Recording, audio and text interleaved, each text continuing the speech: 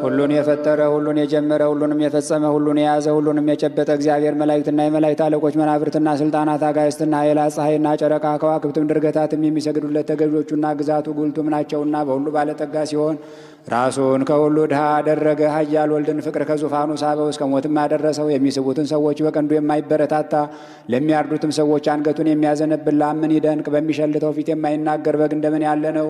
በመከራው ጊዜ በሚወጉት ፊት አፉን ያልገለጸ ምን ትዕግስት ነው። ዮሴፍ ከተወዳጃት ክቡር ዕንቁንም ከውስጧ ካገኘባት ሳጥን የተገኘ ህብስት እንደምን ያለ ነው። በውስጧ ሰው ካልገባባት አዳራሽ የተገኘ ጽዋ እንደምን ያለ ነው።